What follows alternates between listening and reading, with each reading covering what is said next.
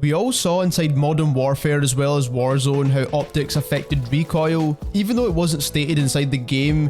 We all know this is the reason for the success of the VLK 3x optic. So the question is, do optics inside Cold War actually affect recoil even though it's not stated in the game? That is the question this video is going to answer. If you enjoy weapon stat breakdown videos or weapon comparisons, subscribe to the channel as this is the kind of content we make.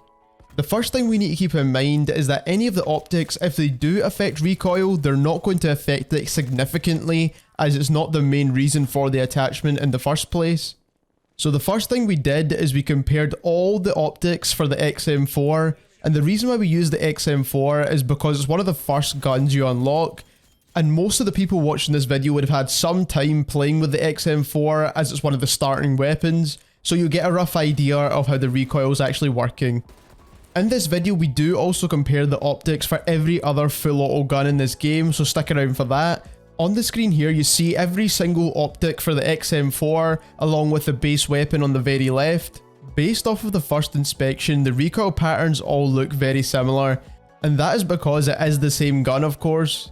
So initially you'd think this is a waste of time as it all looks very similar, but the one that stands out to me the most is the Susat optic. I have abbreviated all of the names just for the sake of fitting them all on the screen here. Looking at that Susat optic, it does look very similar in terms of recoil to the base weapon, but it does still look slightly better than all of the other optics inside of this game.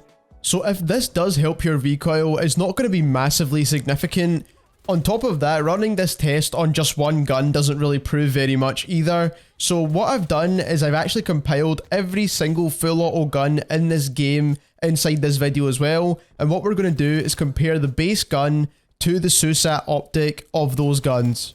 And the reason why we're looking at the Susat optic in particular here is it's because it's the one that looks like it could control the recoil the most. The rest look very similar, if not worse, in terms of recoil compared to the base gun. The next gun we took a look at was the AK47, and it does look like the Susat optic is helping with that horizontal recoil with the AK47. It just makes that recoil path a lot narrower. And what this means is that you'll be hitting your shots a lot easier because there's not a lot of horizontal recoil to compensate for. The next gun we took a look into was the FFAR1, which has the weirdest recoil pattern in the game. And honestly, with this gun, there seems to be not much of an actual difference in terms of controlling that horizontal recoil. There is some points on the recoil path where you do think it groups tighter together with the Susat optic on there, but part of this just could be down to the randomness of the recoil of the gun itself.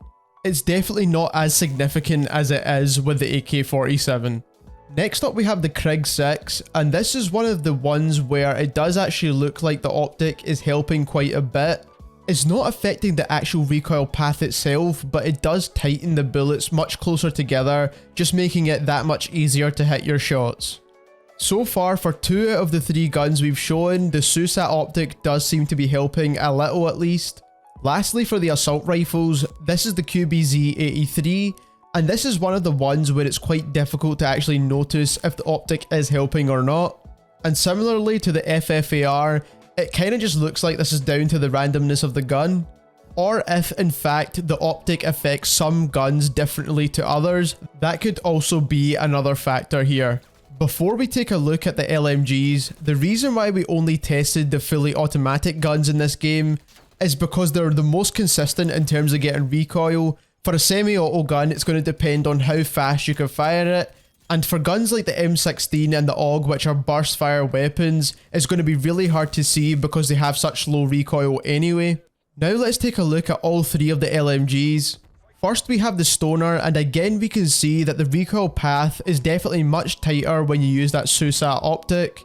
A lot less bullets are going left and right, and more are following that path upwards.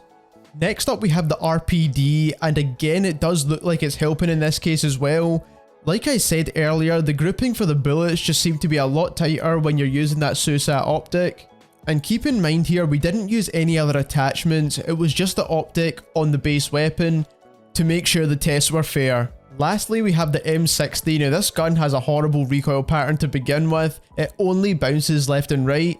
And in this case, it looks like that Susat optic is helped with that horizontal recoil, But with this gun, it's very difficult to actually check if it's helping. 4 out of the 7 fully automatic guns in the game currently do get a benefit from using the Susat optic.